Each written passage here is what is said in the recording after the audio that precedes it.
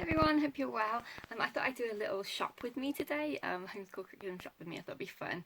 And I mentioned how I do my wish list and stuff, so I thought it'd be fun to show you my process and everything else. But before we start, I just wanted to do a little coronavirus update. I mentioned in our last video that they were thinking of extending lockdown. Of course, naturally it happened. I was 99% sure it would. So we're extended for another 3 weeks. And we'll have to see what happens after that. We went out for the first time in 3 weeks, as in out to a store. The other day, our puppy turned 1. My daughter really desperately wanted to go and choose her a birthday present. I weighed up the odds against, mental well-being and everything else, and we decided to go. She was very cautious, hand sanitizer, she didn't touch anything, she pointed what she wanted to get and everything else. And I think it was important for her to go out and do something normal, everyday stuff, and as much as you worry, the store it was very extreme in its social distancing. We had to stand in line outside with 6 feet apart.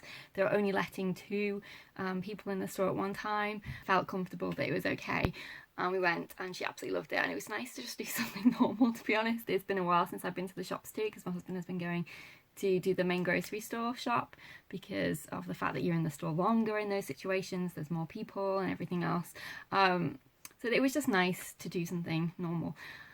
But with the lockdown extended, I am worried, to be honest, about the economy and everything else, how we're going to recover, because obviously it's extremely important to protect the vulnerable and everything else, but it's also extremely important to protect the economy so that everyone has something to go back to once this is all over. And that's what's worrying me. What is going to happen? Are there going to be any shops left on the high street? Is the high street going to be completely barren because there doesn't seem to be an end date in sight right now? People need to have a future, as much as they need, to be healthy. That you can't separate them. So I do hope there is some kind of plan. It's irritating me at the moment with the politicising everything. So you've got the opposition doing faux outrage at things and saying, if we were there, we would do things differently. And the recent one was testing. So they released more testing to NHS staff, and apparently something went wrong with the tests.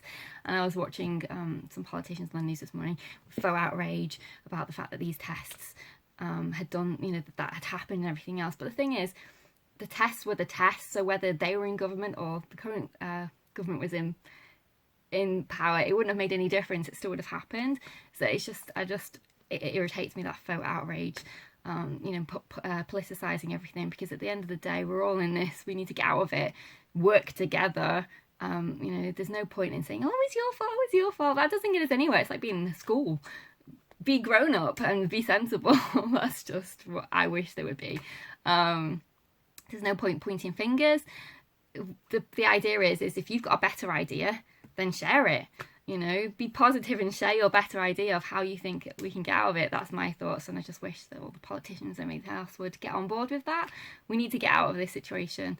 They're talking about they've already gone into vaccine testing on humans. Again, that concerns me, because there was an article that said there was over 30 different strains. We have a different strain in our country than other countries do. So in America, you have a different strain than we do. Ours is more deadly, apparently. Again, this is reading the newspaper, so you have to take that with, it could be right, it also couldn't be. But that's what I read anyway. So yeah, I don't know. I just wish they had some kind of plan in place, and they seem to only want to release bits of information at a time. That again irritates me, because it's treating us like we're children, and that we can't process information. I'd much rather be given a few options. Okay, so we could do this, and we could do this. And this is the advantages and disadvantages to each option, because I'm methodical in that way. I like to have choices. I like to plan ahead. I don't want to be denied information because they think people can't cope with it or will disregard it, or that's just pathetic. We're all adults here. We all deserve to know what our options are so we can decide what we feel we're comfortable with. Because at the end of the day, everyone is in different situations. Some people are very vulnerable, have very vulnerable family members that they need to isolate and everything else. So, their path will be different to someone who doesn't have any pre-existing conditions and everything else. And that's okay. There should be different options for different people, and people should be given the choices. That's my take on it. Everything that we planned for this year, in terms of we were going to sell our house, we were looking to move, my husband was trying to get a different job, all of those things have gone now because of the situation we're in. And I know no one's to blame for that, but people need to make new plans, so they need to have options. They need to know what's going to happen, what are the different pathways that people are considering, and they've come up with these 5 steps as to this needs to happen, which is kind of helpful. But ultimately, it's a virus, and viruses come back. You only have to look back in history, the amount of times that this country's been affected, then this one wasn't, and then the cycles come back and they were more affected than the other one else. And so it's not going to go away anytime soon. So that's why I think we need to have options so that we can make adult choices about what we think we're comfortable with, what we as a society can cope with and process and make our own decisions, because as I said, it affects people differently. So everyone should have their own option to make their own decisions based on what is likely to happen, what could happen, what might not happen. It's one of those. I just feel like as a planner person, I want options. I want to know what's going to happen, given different scenarios, and I'm adult enough to process that. And I'm sure there's many people out there who feel the same way as me, and don't need to be drip-fed information. But yeah, that's where we are. So yes, lockdown's been extended for another 3 weeks. And we'll see where we are after that. I do think that one huge thing that we need to do is to test. And I know they're trying to build that up, but I do think it needs to be mass testing, not just key workers, people with symptoms and everything else, because I do think that will dramatically help, because you'll know more at a snapshot at, okay, well, this region has got it really bad, this one not so bad, blah, blah, blah. And you can isolate them better and mitigate better than you can just assuming that everyone potentially has it, or everyone I just don't think that there's any way out unless they do more testing. I think that's the key, really, but who am I to say that? It's just, I don't know, we're just gonna have to wait and see. There's so many unknowns about it, and that is gonna happen because it's a new situation and everything else. But I do think that people need to be given information more than they are doing, so that they can make their own decisions based on their situation, because people want something to come back to. We don't want to walk down the high street and there to be no stores because everyone's gone bankrupt. We don't want to be able to never move because the housing market has completely collapsed. We don't want tons of people to die either, but there has to be a balance between ruining the economy, saving lives, but then those lives have nothing to come back to, because that is just ruining them too. There has to be a balance, and people should be given the information so that they can make their own decisions based on the facts. The other thing as well is the lack of equipment and different resources and everything else, and countries are hoarding them, buying them because they might need them or whatever. I understand that, but at the end of the day, just because you're safe in your little bubble country where with all your equipment and everything else, you don't have any virus, or you have a very limited amount of virus, if everywhere else around you, or a select number of places around you, are not, then you're not going to be fine forever. It's going to spread eventually. Surely the mentality should be, let's get everybody sorted out so we can get rid of it once and for all, instead of, well, we're okay, we've got everything we need, bye to you. That's not going to work. Because viruses don't stay still. Not very often anyway. Go back in history, viruses come back, go in waves and go to different places, and just because you're okay at the moment doesn't mean you will necessarily always be. So why not just help everybody? we're all in it together. That would make way more sense to me. The other thing as well that's bothering me is people's attitude to home education after this, because I'm sure there's going to be a backlash. Home education is already reviewed quite negatively anyway, and I know I can envisage all the people saying, oh, homeschooling is terrible, blah, blah, blah, blah, because they're basing homeschooling on lockdown, which isn't at all what homeschooling is. We are not prisoners. We do not stay in our home. We can go do as much as we want, see other people, go to different places in normal life. This is not normal, even for homeschoolers, and as you all know, and it concerns me about that. Even people, my friends who don't homeschool and traditionally school, have said things like, oh, I don't know how you do it, because they're tearing their hair out and everything else because their kids are home from school. And it does, that worries me as well, what the backlash is going to be because of this, because people base home education on what it's like now, which it isn't. This is not normal at all. So yeah, that's another thing that concerns me. I guess we're just going to have to see. So yeah, that's where we are with that. Anyway, let's get to the exciting thing, the shop with me. So I'm going to show you a couple of my wish lists and show you kind of my process as to how I decide what I'm going to purchase. And yeah, let's get started. So the first thing we're looking at for shopping with me, we're doing The Story of the World Volume 3 this year. So I go through each chapter and I list the books that I want to purchase. So as you can see, there are quite a few. Some we already have, so whereas, for example, where we've got something and then I haven't put a link, obviously.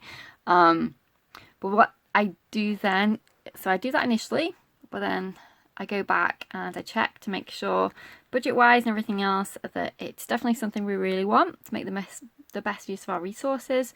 So I'll click onto the link and then go onto Amazon and I'll make wish lists. So we're currently in my 3rd grade history book wish list. So as you can see, they're all in here.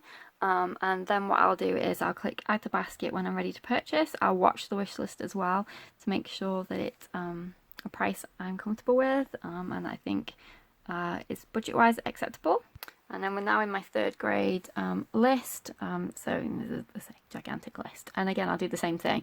So I'll make a huge list of things that I want, then I'll go back in and be more realistic as to, okay, well, this is more priority over this at this point in time.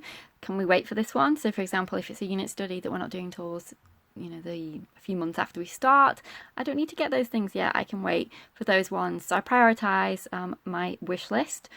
You can see some of my lists on the side. I've got tons of them. And I did go back for a number of years because I've been doing this for ages in terms of making wish lists on Amazon. So yeah, so basically everything that I want is on here, and then I'll go back and methodically pick what do we need right now, what do we need to start off our year. Is there anything we can wait on towards the end of the year or the middle of the year? And then I'll purchase those items. Go back to my master list. So this is curriculum to purchase 2020. This was huge, this list, but I've just ticked things off or deleted them when I purchased them. So these are the things I have left.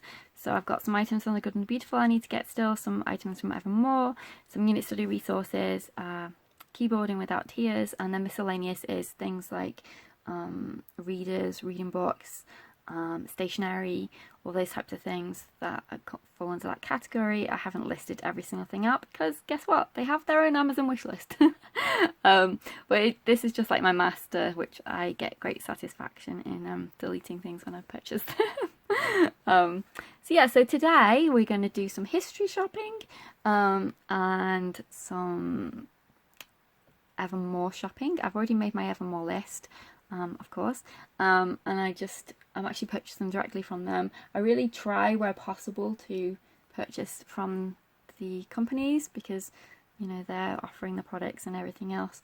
I'll only go to Amazon if I have to. So if it's way more expensive with the curriculum company directly and Amazon have it, then sadly I will prioritize them. If money was no object, then naturally I would get it directly from the companies, but we live in the real world, so whoever has the best price, but I will try as much as possible to get them directly from the company if I can. So yes, I'm going to get those ones from Evermore directly because I'm going for PDFs for a lot of them, because a lot of them you photocopy And it's so much easier when you know you're going to photocopy it to just get the PDF. So yay to companies that offer PDFs. I know some people prefer physical copies, and there are a lot of times I do too, but I really love when they have a PDF version. Why not do both? You know, there's no loss to you in doing both, as far as I can see, just the benefits, but you know. So yeah, so those are what we're working on at the moment. I've got 3 boxes of totes behind me that are full of stuff that have arrived, which is really exciting. I can't shelve them yet because I want to, well, we're still using the stuff that's on the shelves. So once the school year finishes, I'll shelve them, but they're also in there obviously for me to do my curriculum video as well, and for me to check off because I have my big check off list. Especially important at the moment because everything is coming in little dribs and drabs, so I check off when something's arrived to make sure that we're not missing anything, especially if you're ordering from multiple companies at a time. So that's why I'm keeping it all together, the new stuff that's arriving as well. So not just the fact that I can't put it on the shelves yet because we're still using the things that are on the shelves. It's also great to be able to cross-check and make sure that everything is where it should be and has arrived. So yep, so that's my little shop with me. So I will see you in our next video. Take care, see you soon.